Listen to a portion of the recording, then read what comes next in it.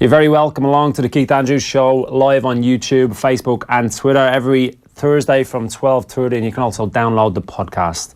With me in studio this week is Mr. Adrian Barry. Thanks for coming in, buddy. I'm always delighted to be asked, Keith. Did your nose just get bigger there? Or? Only the second time, yeah. The last time I was here, we'd... No, you refused one time. You were Did asked. I refuse? You were saying something about meetings got in the way or something. There's always a bit of that going on, yeah. But listen, I generally clear the schedule when you come calling, you know. Flattery.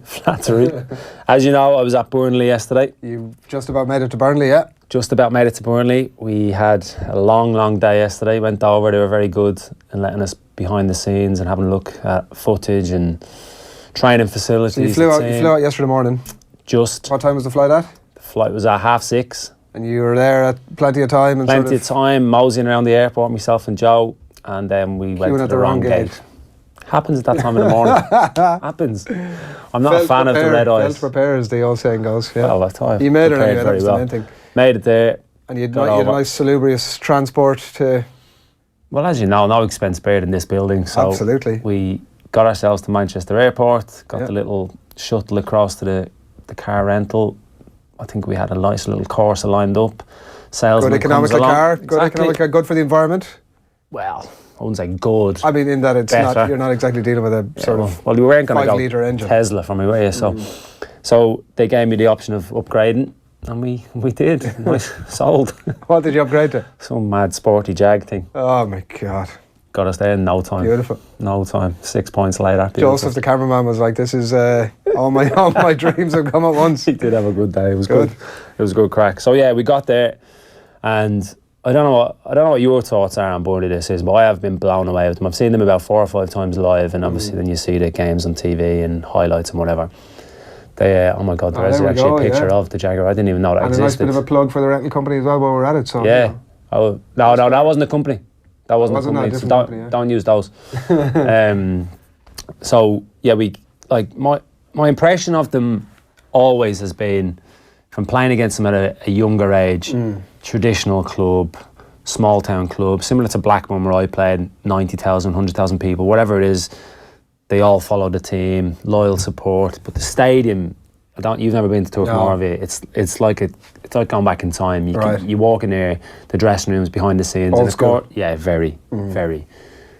But the stadium needs a huge kind of transformation to bring it up and level with what we seen yesterday, which was the training ground. Training grounds are actually more important to footballers and management and coaches, because that's where you spend all your time. You're only at the stadium once every 2 weeks when you think about it. And it's nice, obviously, to have a nice stadium, but then it's also nice for the opposition to come, isn't it? How many times have we seen that when teams go to a new stadium? It can be a factor too. I mean, it can be a factor. I guess that Burnley's they're not a sexy club. Let's face it. Like they're not a sort of a cause célèbre of. They're not trying to football be neutrals. Yeah, but I mean, in terms of what they've done this season, it's been bloody incredible. And they set their stall out obviously on the very first day of the season.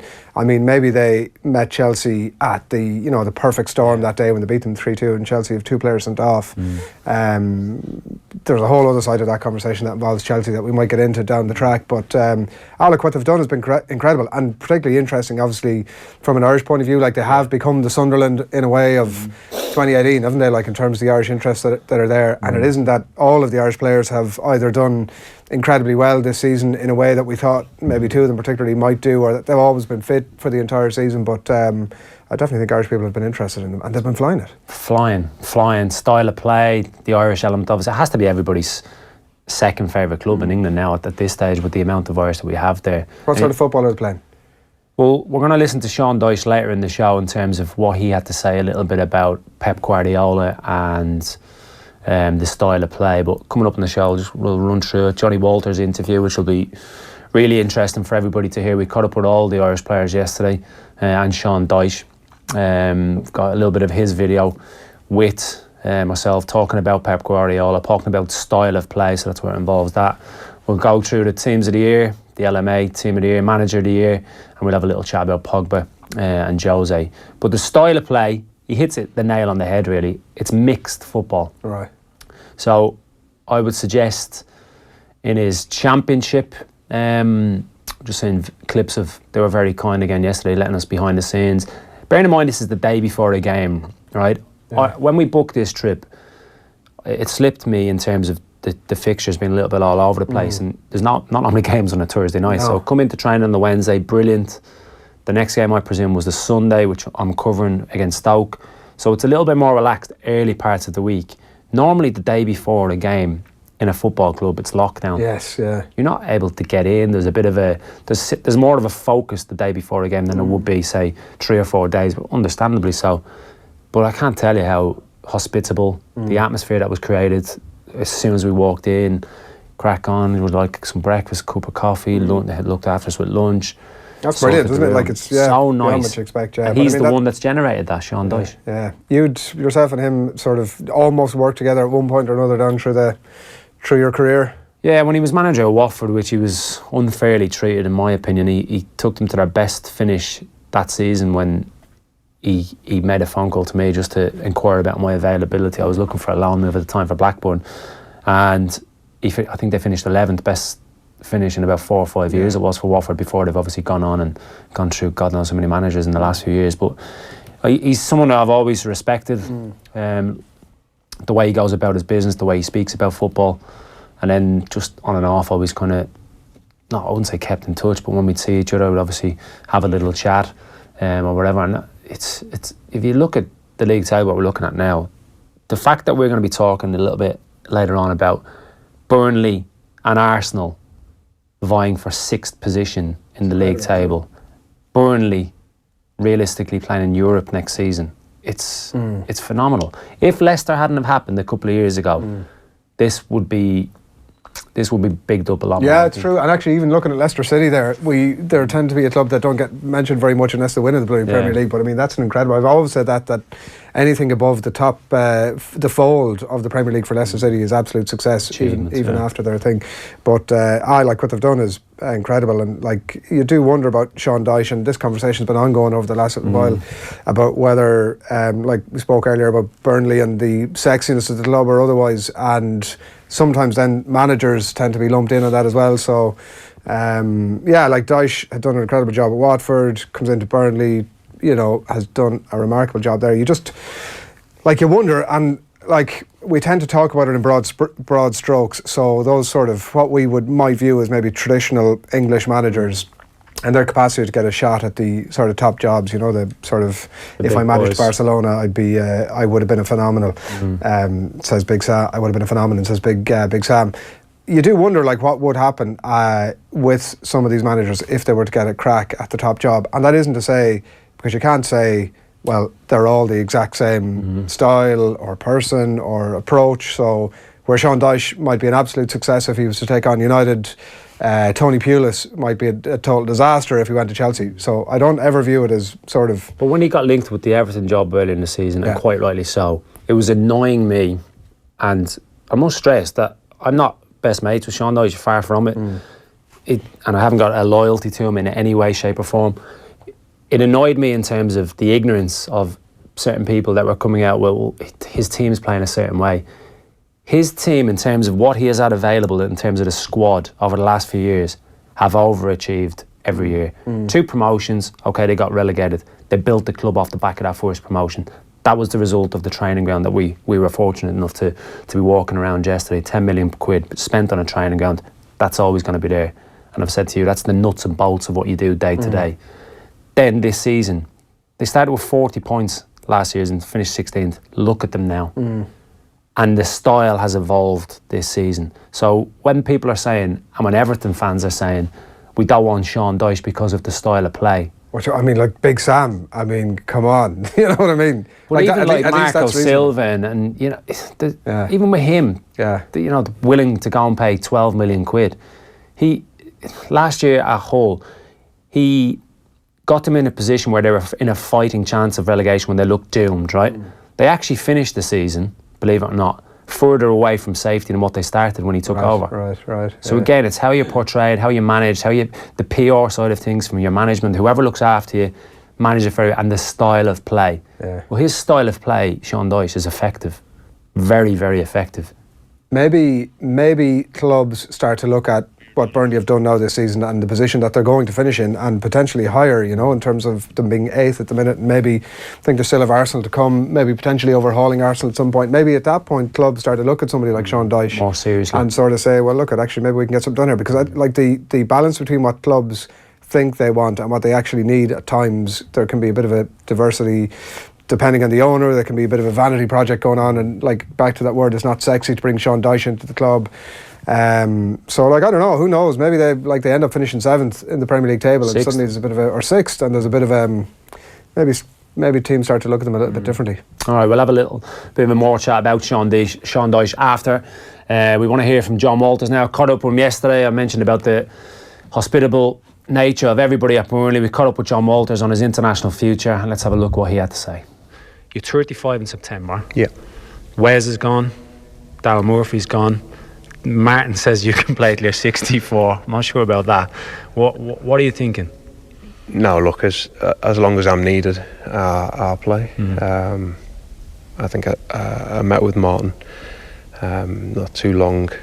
I think I was seeing a specialist down in London.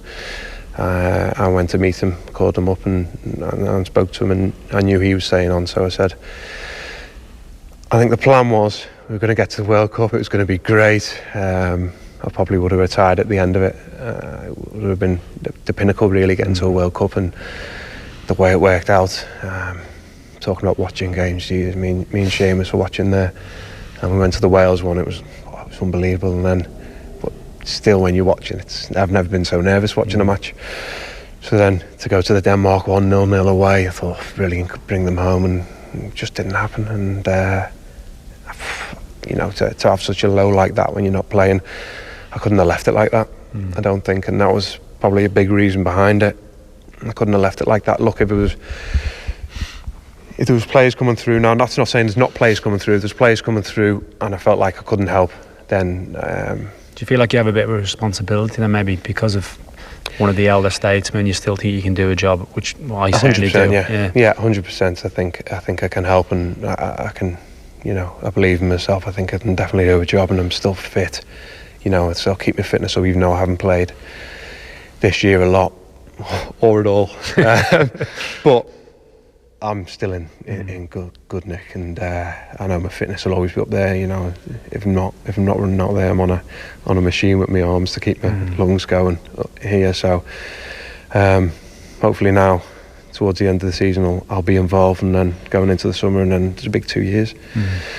And whether it be a case of helping, I want to play as much as I can, and that would be for club and for country. But for country, I think, as I said, I think I can do a job and help the boys that are coming through. You know, there's a couple of years ago, people were saying, "Oh, you know, where's the next one's coming through?" And then you see the likes of, it tends to be late players coming through in the Ireland team. If you look in the squad, the likes of Shane Long, Seamus Coleman, anyone that comes through tends to be the late to come through. Yeah, longer here. Teams come through from the League of Ireland, coming over to England and doing well. It doesn't have to be a 17, 18 year old. We were both in that bracket as well. I didn't make my debut till 28. I think you were 27, 28. Yeah. So we tend to come through later, but there is young lads there. Look at the back four: Seamus, Shane Duffy. Wardy's not now, but you've got James McLean, James McCarthy. God willing, he comes back from his injury. Go through the middle. The boy Declan Rice is flying at the moment. You go through the team, there is young players in there, so if I can help them in any way, shape or form, you know, I've been there, experienced it all, and hopefully help through it. You know, when you spend time with players, not more so at international level, your story a few weeks ago hit me, because you were talking about your mother and why you declared for Ireland. We spent years together in a dressing room, travelling all around Europe, wherever, trying to qualifying.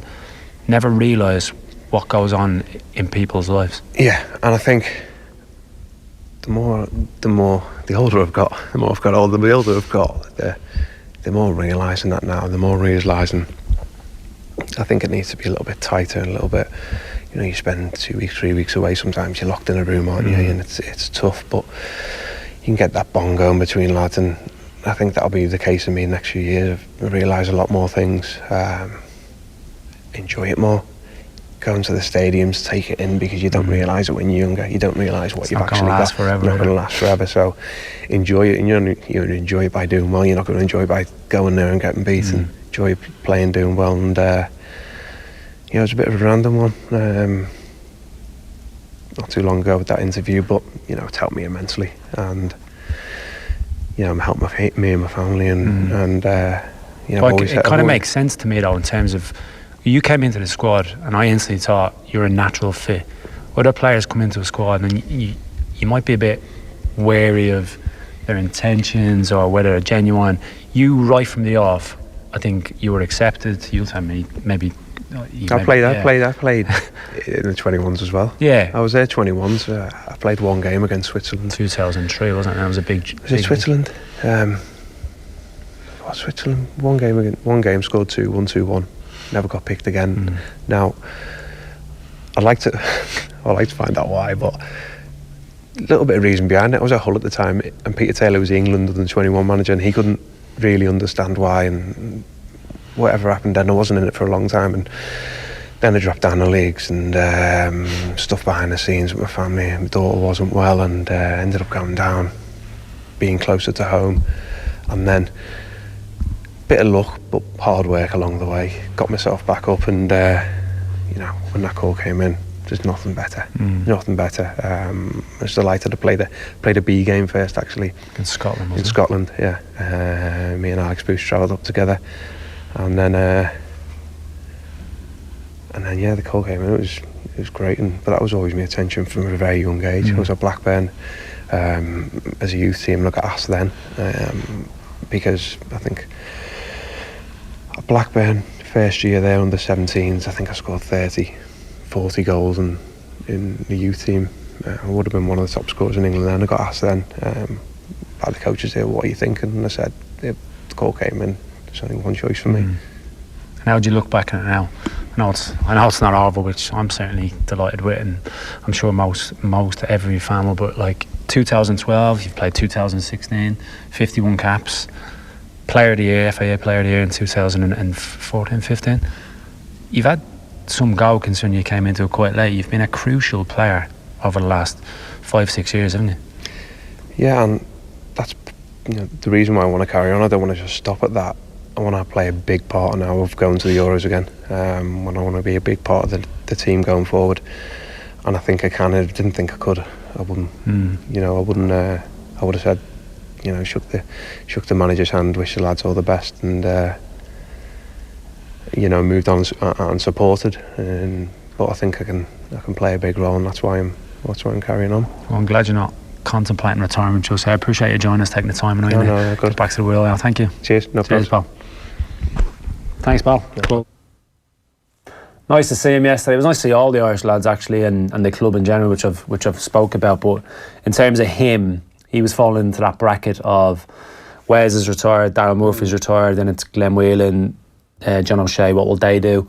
Maybe Aidan McGeady. But I'm certainly delighted he's staying on. And he was chatting about, look, he might not start every game. I think he just feels now a responsibility that he can still play a part. And whether that's sometimes from the bench, playing out of position. I spoke to him as well about, I prefer him playing central. I don't like to see him on the right wing having to chase back, because he's 35 in September. Exactly, he's going to play less and less of that, isn't he? But he still said, though, he doesn't mind that. Of course he doesn't. Because that's just and him. Everybody knows with O'Neill that he's likely to do whatever the hell O'Neill wants to do at any given time. Positions. I think it's great news from him, so I really do. And the fact that he's going to be still involved, because he's a very good pro, over 50 caps now. He's just crucial to have around it. And like he was saying, even if he doesn't play every minute, it doesn't really matter. I think he'd be a real positive influence about the place as well, from any dealings we've ever had with him down through the years, and interviews and various bits and pieces, that he's always seems like a pretty positive kind of a character, that he's not going to be a toxic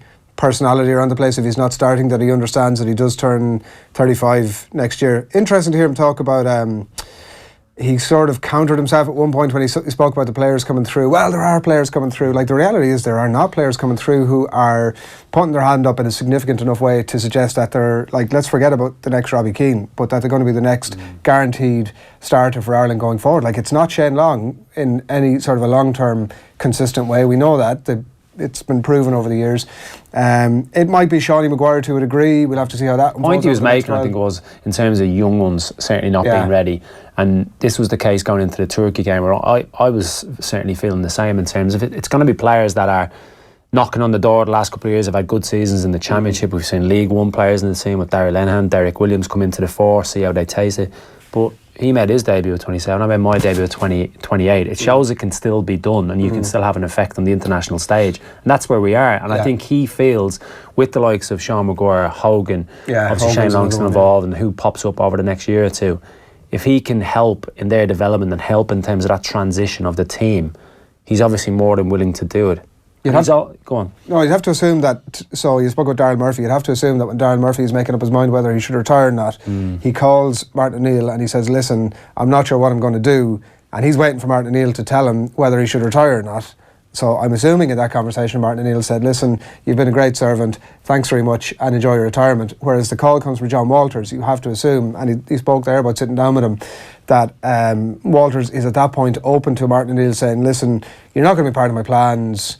Again, you've been a great servant, enjoy your retirement." But O'Neill has clearly said to him, "Look, as you're saying, you're not going to start every game, you're not going to play a lot of 90 minutes, but you're somebody I need to have involved." And O'Neill would be crazy to have said anything else for all the reasons. Having said that though, if everybody's fit and playing... Does he start? He does start. He does start for me in the first game, whenever it is. He starts ahead of any of those names we've just spoken about, by the way. In terms of the way we play, we need a physical presence there. We need that work rate. We need an aerial ability, because it's been proven that's the way we play at time.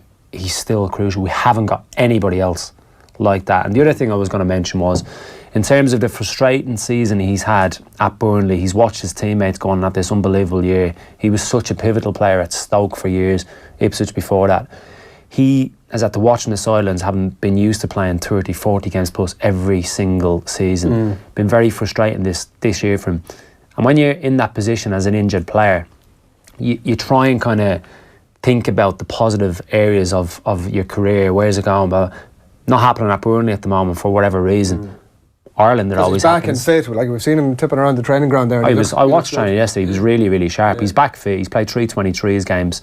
He's sharp. He's like, in terms of match fitness, it's obviously not there for obvious reasons. He hasn't played. But in terms of that training session yesterday, he was very, very bright, very, very sharp. But he's clawing on to those positives, and he's also looking at, look, you're not going to play forever. When that Ireland dream was taken away from me and I wasn't getting picked anymore, my enthusiasm waned. For the game generally? For the game generally, really? Because that was my holy grail, playing for Ireland, and that's what drove me in terms of my club career and decisions I made even at club level, in terms of, I walked away from an 18-month contract at Blackburn on a good contract to go on a 6-month deal at West Brom to ensure I was in a better place to be picked for Ireland going into the Euros. So a lot of what I did around club level was based on my best chances for Ireland, and when that got taken away, enthusiasm certainly. Was that a gradual thing for you? Like, did you realise suddenly you wake up one morning and go? But as time goes on, it was more and more difficult. I think talking to him off camera, even on camera, I think you can see very relaxed about it, and he's kind of looking at the bigger picture already. He realises this isn't going to go on forever, and one of the best parts that he's had in his career has been playing for Ireland. Yeah. So why would he stop? And you'd like, he's 5 appearances I think for Burnley this season. Now his season's been, like, outside of whatever his fitness is at the minute, and like, in some ways it's difficult to argue with Sean Dyche in that he struck upon a winning formula, which John Walters by and large hasn't been a part of because of injuries, I suppose, initially. Like, it's hard from his point of view to say, well, suddenly looks and, you know, you're fit again, I'm going to bring you back in. Burnley are flying. Why would he sort of tweak too much with the winning formula? But you would think that having started that few games, despite the injury, not really been a part of Sean Dyche's plans at the minute, that it is a move is probably likely for him in the summer, and you would think that he'll do well to get a Premier League contract, I would think, at that age. Yeah, I just think he'll be in a good position. Everybody will realise, look, he hasn't played, but that's because of an injury. There will be certain... Is he going to the Championship next season? Will that be a... Oh, I don't know. Might get a Premier League club? I think he can still... It's whether he wants to be the main striker. If that's the case, maybe Championship. But he can still play Premier League football. There's no doubt about that. It's better for us that he goes to a good Championship club and is playing week in, week out, right? In terms of his... Or is it better that he goes to a Premier League club and his minutes are kind of managed quite well for the age he is, the injury that he's that had. bit of sharpness, and you're not always at. He always does it though. Whenever he's come in, and even if he hasn't been playing at club level, haven't been playing, that goes for a lot of our lads. What would you rather do? I've always said this, I would rather play in a championship team that's fine for promotion and be a main player than be at a Premier League team and just part of the furniture. Yeah, I was always like that. Yeah. He strikes me like that as well. Yeah. But it was good. I think it's good news for us overall. It's brilliant. I mean, I think that he's always he's a bit of a fan's favourite as well. Like people love to see. I think he's a cult hero. I really do. Like he's just a really honest player, isn't he? Like he's got that sort of Stephen Hunt, Keith Andrews thing about him that you always know that when he's on, he's at it 100%. Like that, there isn't any kind of a. He's been brilliant, hasn't he? Games going on, been brilliant. Another Irish player we bumped into yesterday. He's obviously been out injured for quite some time. Is Robbie Brady. He's been out since I think it's the 5th of December was his last game, so not long after the Denmark game, and he hasn't been well over the last couple of days. But in terms of his injury, positive. He's back on the grass with the fitness coach. When people hear that you're back on the grass, they think you're very close to a return. It's not the case. It'll be next season when he's ready. There's no point in rushing it now in terms of he wouldn't get back for the a few games to go. The club is fine. There isn't a huge amount to play in the international scene. So he's in a good place. He was positive in terms of how his rehab had been going. It was a patella tendon injury, which is quite a bad one. Surgery on that, and surgery and internal stitches and whatever else. I didn't go into detail about his injury, but in terms of the rehab, he's been well looked after. He's obviously in a positive environment, positive atmosphere. Yesterday he came out to watch training when myself and Joe were watching training, and Joe was filming, and that was the first time he'd been out watching training in months. Right. Having said that, the weather was unbelievable in Burnley. It was about 22 degrees, which is an absolute rarity. I'm assuming that the sort of general cultural positivity around the place is pretty good for him as well, even in terms of his capacity to recover from that, and he's looking at that going, I want to be back in the mix. I want to be playing European football next season. I want to be, it's not, if they're getting relegated, he's not around the club. It's tougher to get over your injury. You're probably, in his context, maybe a bit concerned about what you're going to be doing next season, whereas there's no reason for him to be going anywhere next season now. No, absolutely not. They're in a great place, and they're getting the squad that they're building as well in terms of options. We'll hear a lot about that next week in the full interview with Sean Dyche. But at the moment, they're missing Robbie Brady, they're missing Stephen Defoe. Tom Heaton was obviously injured earlier in the season. Nick Pope comes in. They've had players missing. Don't even get me started. We're going to talk about that team of the year a little bit later on. Footballing ignorance right here. Snobbery, pure snobbery. It wasn't, in fairness, I didn't say Nick Who. No, you didn't. I said you did. Nick effing Who. You didn't. But should we have a little listen to Sean Dyche and see what he has to say? He's chatting a little bit about Pep Guardiola and his style of play. It's hard now because everyone judges you very, very quickly.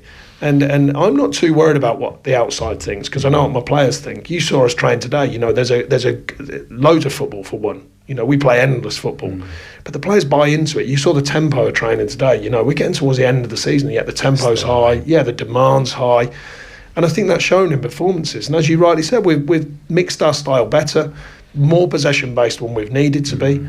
More counter-attack style when we needed to be away from home, because that can often be effective in the Premier League particularly. And I actually believe in that mixture. I actually am one of the rare people who I actually don't want to play like Barcelona. I want to play mixed football. I want to play football that can win football matches in any way. If you have to grind out, you can grind out. But if you can pass your way out of it and score great goals, then fantastic. But I want a team that can win in any style it needs to win. And we're getting there. We're not the real deal, by the way, but we are improving, I believe. Mixed football for me sums it up. I mentioned to you earlier, but right at the end there, we're not the real deal. Let's not get carried away with things. I think that's the main thing. We don't get carried away with anything at this football club. Yeah. We keep going. Even yesterday, I think he's got it to a stage now at this club where he's been there 5.5 years, where with the recruitment that he's done, the type of characters that come in, now when players come into that environment, if you don't do the things that they do day in, day out, week in, week out, you quit. Everybody looks at you like you stand out like a sore thumb. Yeah. Whereas we've been in clubs, and I bumped into Joey Barton yesterday. He was doing a little bit behind the scenes there, and obviously, if he can keep Joey Barton. Well, Joey was even saying that. Joey said, he was craving that type of management, a structure to the way that they played, that it was managed, because he'd come from QPR where it was an absolute circus in terms of cliques in the dressing room. And we've all been in those. Yeah. I don't know. Anyway, I'd be critical of anything to do with Joey Barton. I have to say that he's a guy who is happy enough for other people to take ownership of his future. Like even that comment of I'm craving that sort of thing. Like why would he, at his age and the stage of his career, not try and influence that positive culture and like do away with those cliques or whatever? You're right in terms of the whole issue around Sean Dyche signing Joey Barton. It was like what? Yeah. Because it doesn't Seems like fit a into bad that fit, type of scenario. It doesn't fit into the structure and the way that Burnley Football Club is run. But the season that he played there, they'd been relegated. He came in. He was one of their players of the year. I think he actually got the player of the year. Just getting Tommy Amir saying his Barnett's better than mine. It is not. To be fair, the one thing Barton does have going for him is a bloody good Barnett. You like it, yeah? New Fleetwood manager, yeah? Well, you'd be envious of I would. Barnett's, I mean, myself and Sean Dyche have much more in common than myself and Joey Barton, it has to be said. Well, of course, Mourinho. Sean Dyche, Ginger Mourinho. Yeah. Ginger Mourinho, I'm not sure he'd be happy with that He nickname wouldn't be happy now. with that now, would he? Like, there was a No. time where that was a good, positive sort of connotation, but he's sort of... Well, Listen, we've got the full shebang next week. We're going to play everything from the Burnley trip, and we'll be chatting to Jeff Hendrick in it, Kevin Long, Stephen Ward. Yeah. Be interesting to see on Dyche, just before we leave that, like just be interesting to see what happens to him over the next few years. Like 5.5 years at a club is absolutely phenomenal. They're only progressing. There's all that good story about, like, he's at the sweet spot now. They can't be guaranteed when they have European football next year, and I know he said yesterday that of course we want to play European football, and I'm sure he 100% believes that. But the impact that it would have on the quality of his squad next season remains to be seen. Well, they need investment. And then the other thing I was just chatting to you a little bit about when we were listening to the piece was fans need a dose of reality now. So if they have a Europa League campaign next year and they go wherever they go in it doesn't matter how far they're getting it. Yeah. And they finish 15th in the Premier League, so what? Yeah. So what? You've stayed in the Premier League, you've had a European Fans adventure. don't want to hear that, though. They don't want to hear it, but they better cop onto it because that's what could happen.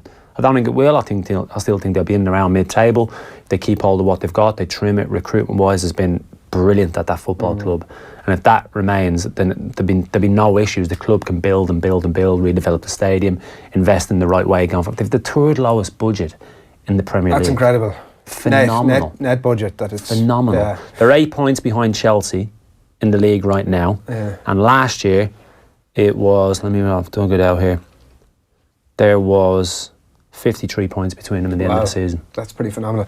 Conte, interestingly on that, has been talking this week that it's I'm paraphrasing now, and I'm sure misparaphrasing as well, but it's easy to be Sean Dyche is essentially what he's saying. I read that. Actually, it's easier to be at a club that the only expectation is that you avoid relegation, and anything after that, like is a bonus. 17th is success. I thought it was a little bit patronising. Probably a small bit, but there is probably a degree of truth in it as well, I would say. The other part of it is that from his point of view, from Conte's point of view, that it's a bit of a sort of a fop to what's been a particularly average season for Chelsea this season. He's looking pretty glum there, as he has been for most of the season, and like for him it's just about trying to win the FA Cup and get the hell out of Dodge and say, look, this has been a fantastic season for us, I don't know what you're talking about. He's leaving anyway, and he gets to reverse out the back doors, throwing the V's at everybody as he's going. There's probably a degree of truth to what he's saying. I'm sure Sean Dyche would argue with that notion, particularly given the levels of budget that you point out that they've actually spent on the team this year. It's just a different way of managing. And Conte, and we'll chat a little bit about Guardiola, and they don't know what it's worlds, like. though, aren't they? They're different worlds. Like with the job that Guardiola has to do, it really is. Versus that, or two, like, you know, how does that Sean Dyche culture go down when he comes into the Etihad and he goes, right, Sergio Aguero and Gabriel Jesus and like all these phenomenal players who've had stellar careers and are on masses of wages. Here's the culture of Manchester City. I mean, I don't know how that goes. I actually just don't know how that goes down. If Pep rolls down to Burnley and he has that set of players, he goes, right, this is how we're playing. I think it's easier the other way around, to some degree. Do you? Well, because so he's coming in as a superstar. So, like, if you're Jeff But in Hendrick terms of what I'm saying about Pep, in terms of the way he's going to play, will the players be good enough to play in a probably risky not. No, manner? the system because he wouldn't change. Absolutely. I don't think he would change. Go back to what I was saying to you about Sean Dyche earlier getting linked with an Everton job. Would he change? Would he evolve? Yeah, I do think he would because he's shrewd enough. You also have to. Like, if you're going to have a football career over the course of 20 years, playing the football that you played in year 1 in year 20 is going to result in you getting your P45 pretty quickly. Honestly, it was an impressive. We have a look there running as well. Yeah. Arsenal, because I think there's every chance they will pip Arsenal for 6th. Arsenal are going full blown. for the Europa League. They've got Atletico Madrid. The second leg of that Atletico Madrid is just before they face Burnley. So Arsenal's run is West Ham at home, Man United away, Atletico Madrid in the second leg, Burnley home, Leicester home, Huddersfield. Burnley's run in Chelsea tonight, Stoke away, which I'm doing on Sunday, Brighton at home next week, which I'm actually at as well. Then the Arsenal game and Bournemouth at home. You could have way worse. 5 in a row already. The one thing that strikes me is that I was watching the Bournemouth United game last night, and Eddie Howe came over to the pitch side afterwards for the sort of post-match interview with Jake Humphreys and Paul Scholes and Harry Redknapp on the sideline as well, and they were sort of talking about trying to motivate the players for the run into the end of the season, because from Bournemouth's point of view they're on 38 points, which I think off the top of my head is about 10 points clear the relegation. Yeah, I think it is 10, something like that. I think the 17th is like 33 or something like that, so there's not a huge gap to 17th, but they're not going down. And Harry Redknapp was sort of saying as much, and Eddie Howe was kind of talking about the idea that, we set internal targets and those targets we've got to meet. So he's trying to contrive something to motivate the players ultimately, because there is nothing to motivate Bournemouth. They're done, dusted. They might finish a place up here or a place down there. They're not relegated. They're not going for Europe. But the difference for Dyche and Burnley is that there's something really tangible for them to play for here. Like, this is not historical. This is not a George Bush kind of in the last year of his presidency going around playing golf and smoking cigars with his feet up on the desk. Like, there's something really tangible for Burnley to play for here, and I don't think there'll be any shortage of motivation. It's difficult. People out there might think, well, what do you mean you can't play at the same intensity? When there's pressure on, when there's something more to play for, you do get that sense. And then when there's nothing to play for, those teams that are in that mid-table position that on paper have nothing to play for, you can't do anything in terms of league positions, okay, more financially more rewarding whatever for the club, but in this day and age probably doesn't matter as much. It does make a big difference. Those teams are dangerous that you play against because it can go one way or the other. They could have a terrible performance, or the shackles come off and they just play with that freedom that really cause you problems. But for managers this time of year, I'd imagine it's very difficult. Sam Allardyce used to come in to us at Blackburn once we were safe, once we got to that 40-point mark, and basically the team talk on the board was win, see you Thursday. It's just like, Sam, you beauty. Yeah. It's just like, because what are you doing for players that are on absolute fortunes? Going back years, well, look, we'll bring you to the races, we'll bring you for a meal, we'll bring you a night out, whatever it was. That doesn't happen as much. Give them a few days off and sort of days off.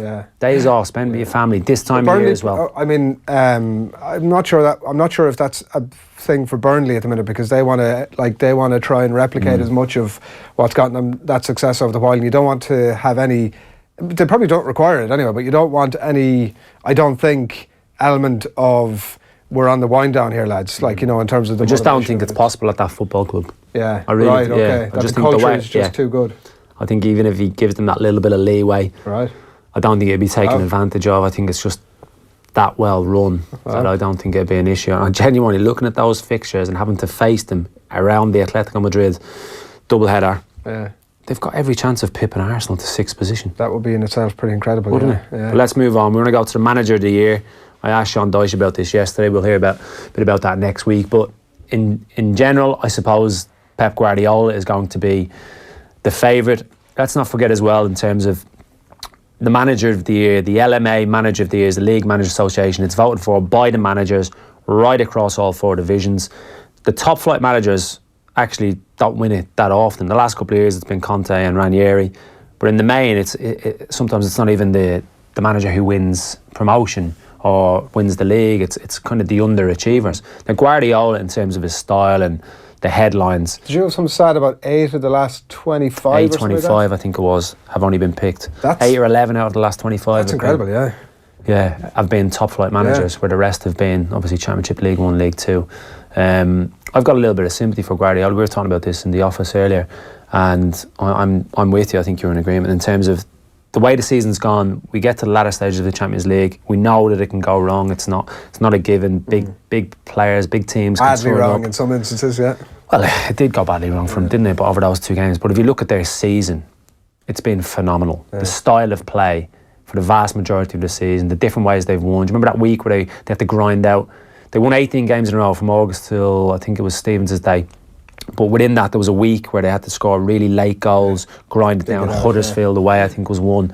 They've shown different strengths. And the style of play, the way he has improved individuals, Otamendi, Sterling, it's been a phenomenal season. I've actually got a bit of sympathy with the fact that it's kind of just petered out. And I think that isn't to be underestimated. Like the season 1 weeks ago, and I think on that basis, everybody had sort of checked out the idea that the title race was even open. People had given City a little bit of credit at the time, and that was it, banked and done. And because there's all sorts of mad conversations going on about City at the minute. Like, we tend to have it, particularly in football, the recency bias tends to really take over. Like, we've been speaking about Pogba and like the sort of levels of hysteria that can exist around that. But yeah, I think ultimately what would have happened if it had been a tighter season, that there would have been a huge focus on Guardiola and what he's doing brilliantly at City, and there would have been a huge focus on a lot of the individual success stories that players that you've mentioned that he's managed to get the best out of, and with that, all of that would have come a huge amount more credit. Whereas actually what's happened is they've won it too early.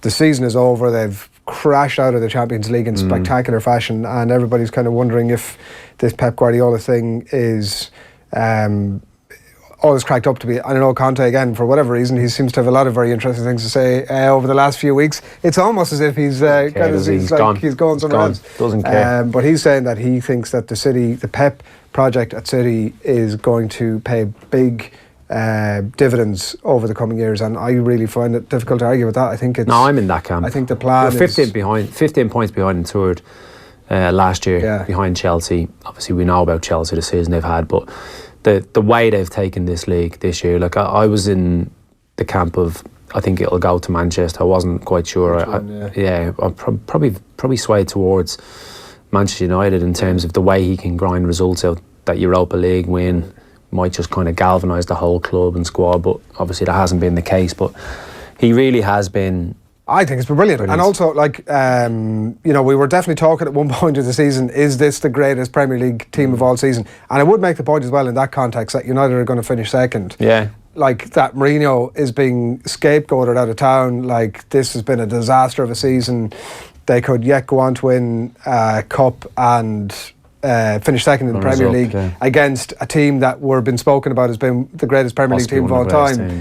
He doesn't play brilliant football, Mourinho, and I think United fans watching the game last night would have yearned for the days where they pulled off performances like that, where it wasn't anything spectacular. They grounded out 2-0. They went in, did the business, didn't shoot the lights out, points in the bank, and went off. That's what United used to do. That's Mourinho. And I think that United fans would be, I mean, in the context of everything that's going on, totally, perfectly happy with that. But I think that there is an element of that recency bias thing. I think that Mourinho's, I think United fans can consider the season, most especially if they win the cup, can consider the season to have been a success. I want to move on to a couple of others, contenders that I feel that should be in the reckoning. Sean Dyche, for me, has to be in it. Yeah.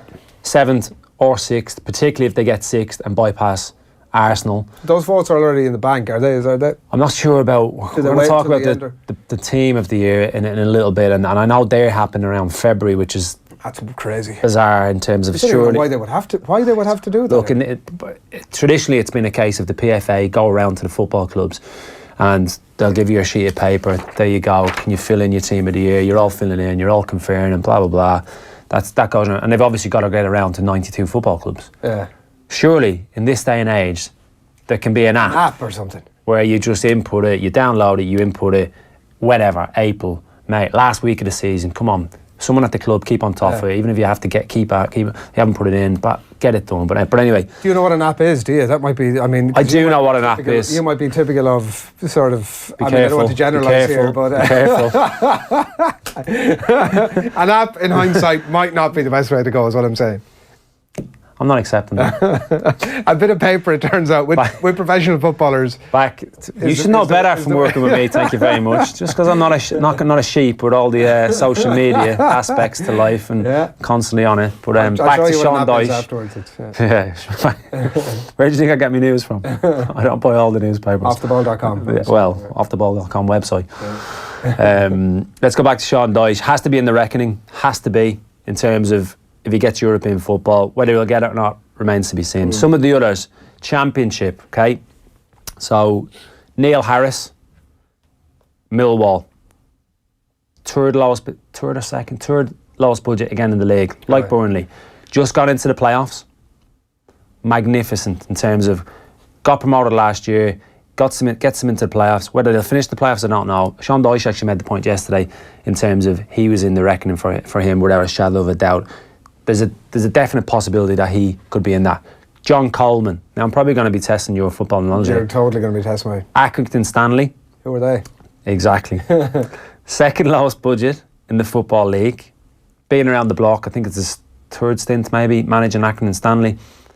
Phenomenal. I was at the EFL Awards on Sunday night in London, and he was there, and he's just literally takes it as it comes. Just doesn't worry about it too much, but he's basically just got Accrington Stanley promoted into League One. They've only been known for milk ads up to this point, haven't they? Remember that milk ad? I played at Accrington Stanley. Did you? Yeah. Yeah, and I know I'm talking about Turf Moor in terms of an old school type venue. Where is Accrington? It's near Burnley, funny enough, near Burnley, Blackburn type of way. But the first time I went to Accrington Stanley, I was playing for MK Dons, and I was like you then, just thought, oh, this is the milk ad of earth, blah blah blah. When we were driving to Accrington, I actually genuinely, I'm not even trying to be funny, I felt like I was going back in time. Right. We drove up there. It was like literally, wow, is this what 1950s looks like? Yeah. Phenomenal, and the job they've done. Where does I'm going to test your knowledge now. Why are they called Accrington Stanley? I have no idea.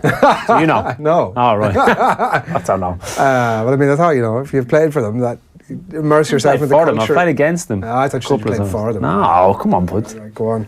Right, next, we've already spoken about Neil Harris, Neil Warnock, Cardiff.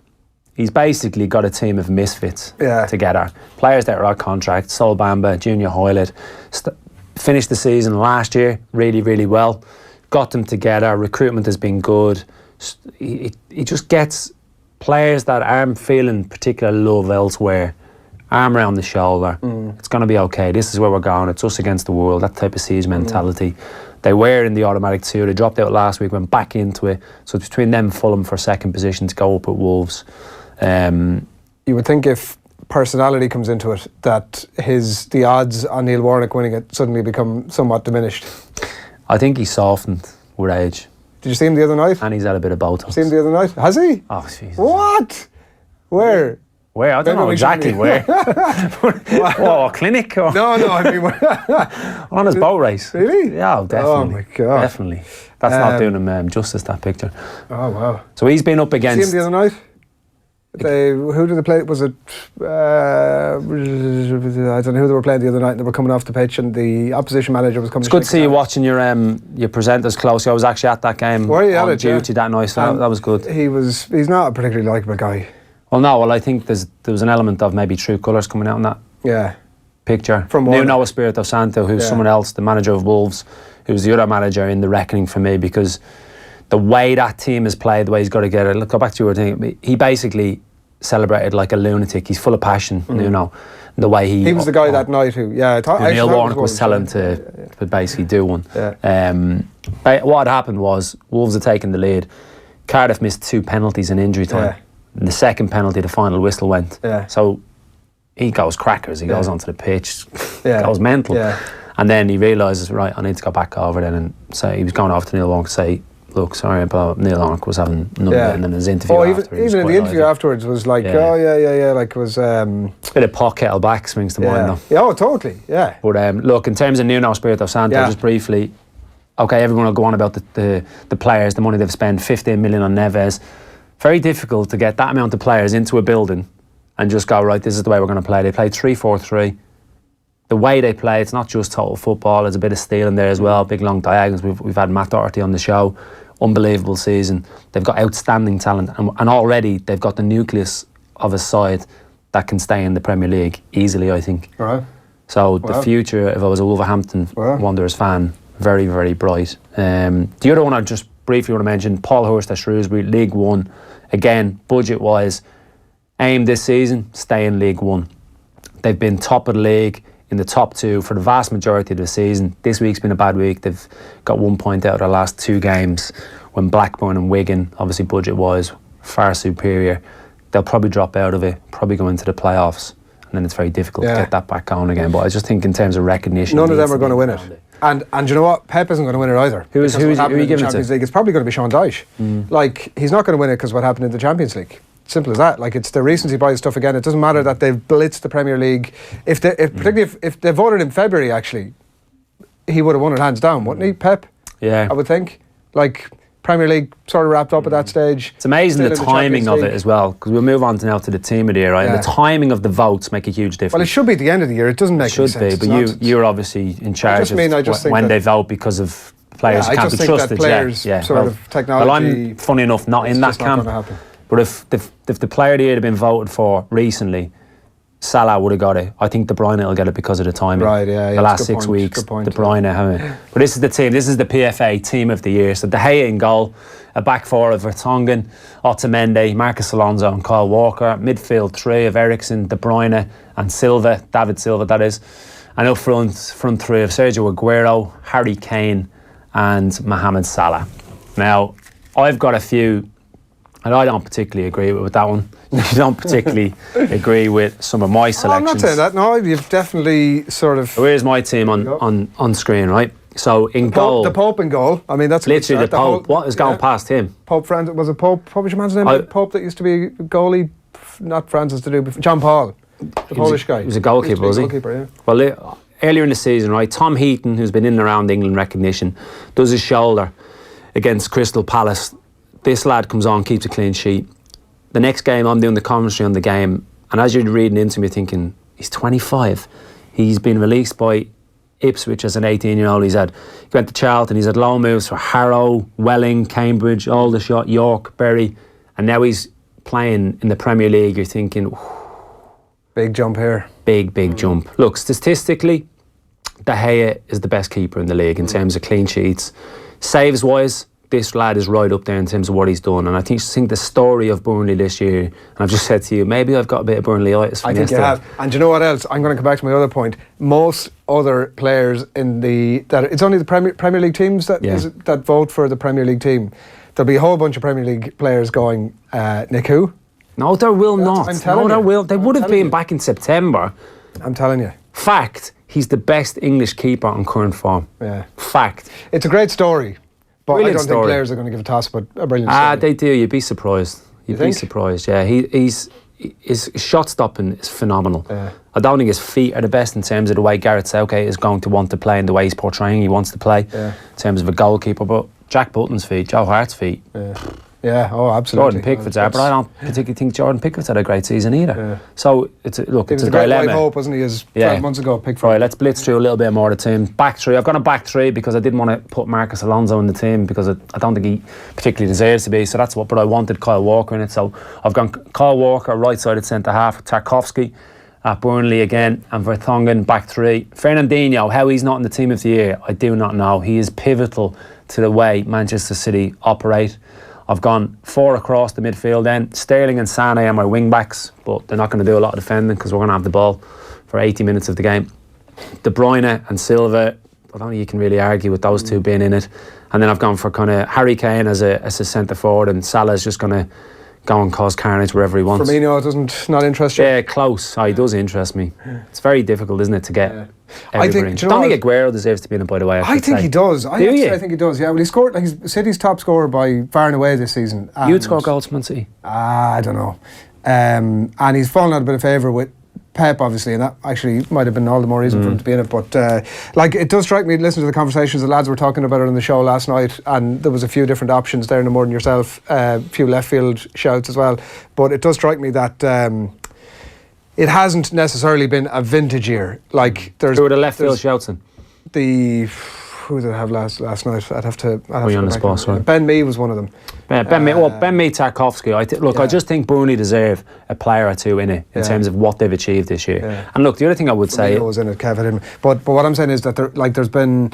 It's not been a vintage year that you're putting 11 names down and everybody's roughly in the same sort of area, because those players have been so far and away above in terms of quality the other options. It's not really been. There's been so many. You've had a whole bunch of inclusions there that didn't feature last night. There's been a lot of discussion about a lot. And there's tactical votes that go on as well. There's no doubt about it. Look, I haven't been at a Manchester City or a Chelsea or a Liverpool or whatever But do you really think, as it's going around the dressing room, Of course they are voting. Yeah. and the Player of the Year one as well, De Bruyne has gone, lads, But don't be voting for Salah. You have to assume that the top clubs, because that's what they're doing, ultimately sort of weigh each other out, that they're all doing the same thing. So that's the top 4 or 5. The lads were talking last night, Kev was saying that he would give a lot of his votes to Irish players. So he was saying, like, he was kind of saying it without saying that, look, I accept that maybe they weren't always the best players, but they were getting my vote either way. Yeah, I'd like to say I was always taking it very, very seriously, but I did do a championship fully Irish team of the year. Did you really? Yeah, that was just taking the piss now. Yeah, it was a little bit. I can't remember exactly who was in it, yeah. Who was in it, but I remember because the lads were slagging me, saying like that's a disgrace, and I was like. So were you like you'd be showing other players your team, would you? Yeah, you'd be all around like normally lunchtime canteen, wherever club it was, and you'd be.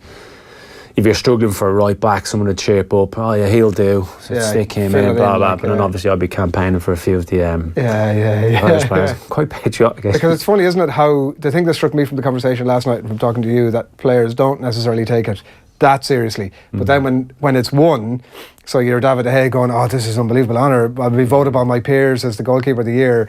Let's not get too wound up about it, like people don't take it that seriously. I think maybe Premier League is a bit, but even going into the Championship, I was at the Football League Awards, like I was saying, look, you can pick holes in the Team of the Year on that one. Like the Championship Team of the Year had John Terry in it. John Terry hasn't been the best centre half at Aston Villa. Yeah.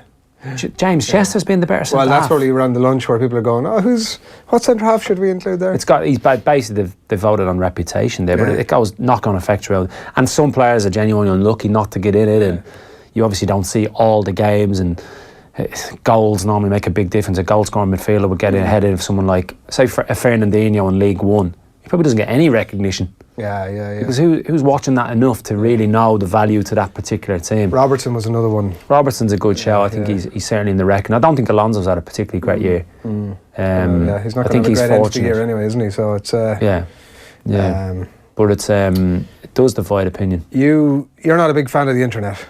I'm a fan of the internet. Keith, yes, is a big fan of you. It must be said. We've had a few contacts in from Niall McDonough. Look at this. What is that? If somebody's taking a sort of a cheeky little pick of you while you're on your transit here with your little man bag on. I was on the way to the Villa game, was I? Right, Niall McDonough. Last That's Friday. cheeky, isn't it? Niall McDonough. Dan Smith, for what it's worth, Keith Andrews has to be the youngest looking 37-year-old man that's ever lived. I don't feel at the moment. Yesterday was a long day. That's the plant-based lifestyle. That's what it'll do for you. Wasn't plant-based yesterday. Was it not? Just going to say. Quick look at... By the way, if you see Keith in transit at any point over the next week and you want to get your photographs in for him, do feel free to... Would you really not encourage that, please? No, I think that's exactly what we should do. That could cause some kind of friction. If you see Keith... Because if someone's taking pictures of you... Would you like it? Make sure they're was it Niall? Was it Niall that put the first one? Niall, you're getting it, by the way. As cheeky as possible that he's, that we can put those up, and we'll bounce them in. Niall McDonough. Sly is the sort of what we're looking for. What's his code name there? Nizzle McDizzle. Come on, Niall, you're better than that. Keep them coming in, and Tommy will, even though Keith doesn't want it, Tommy will put. So this has been Adrian's last time on the Keith Andrews show. Right, quickly, FA Cup semi-final, Spurs Man United. Who do you fancy? Jesus, that's a tough one. Spurs probably, if I'm being honest. I'm going Spurs. It's on the basis of last night, it's hard to know. He made a load of 7 changes last night. Herrera was the player who really put his hand up, I think, for selection for the Spurs game. But then what the hell are you going to do with the rest of that midfield? That's probably a microcosm of a bigger situation that Mourinho has if he's still to be there beyond the summer. He's already said that he wants to bring in some other midfielders. He's already got Matic. That's the solution, Jose. Just keep spending. Keep spending. But so in that, maybe Herrera goes out, and in that context, maybe he doesn't start against Spurs. But I don't know. It's hard to know. Football is such a bloody weird game that the little bit of momentum that they get from that fairly. But look, if they play like they did in the second half against Man City, they'll win because they're from. But I think that showed for me what Manchester United are capable of. If they're set up in the right way and they can play and they have the freedom, they have the desire, whatever way you want to look at it, whose fault it is, players, management. He was grand last night. He was grand. He was grand. But we were chatting about before, he wasn't like there, was he? No, he wasn't like out of this world. And then equally, it wasn't a 9 out of 10 performance. It wasn't like this box dominant thing. Herrera was much more of that actually, but he was grand. He continued to do that for the rest of his United career and he'd be absolutely fine. Chelsea, Southampton. That's got to be Chelsea, isn't it? That's the Southampton on a ticket to the Championship. I think that as I said earlier on, I do think that Conte is very determined to bow out of Chelsea with some success, and that ultimately, when he leaves the club, to a degree, will put some sort of a positive gloss on, you know, his time there, which he leaves with a couple of trophies. Job well done. Look, I wouldn't rule it out, Chelsea winning the FA Cup, you're right, in terms of then, look, sayonara, good luck. Yeah. Right, we've had a few comments in. Where am I looking at, Tommy? Top of the dock, in short, top man Johnny, he always gives 100%. Johnny Walters, obviously. Will O'Callaghan, good to have Walters still available for the Euro 2020 qualifiers.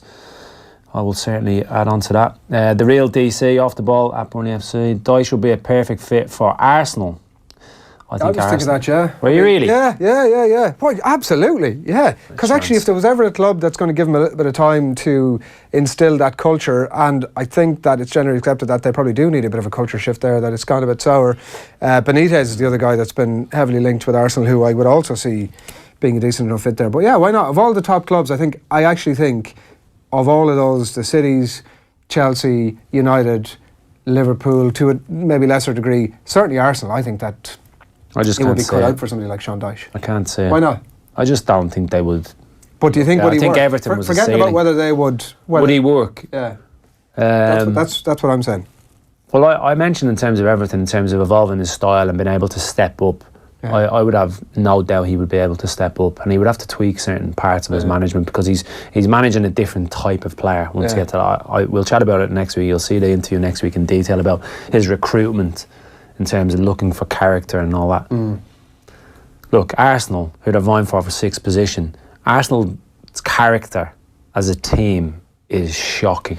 But Burnley's is amazing. That's what I'm saying. So that's exactly why you should go So there. what's he going to do? Is he going to get rid of 20 players? Well, he will ultimately have to be given the time to do what he did with Burnley and craft the culture around.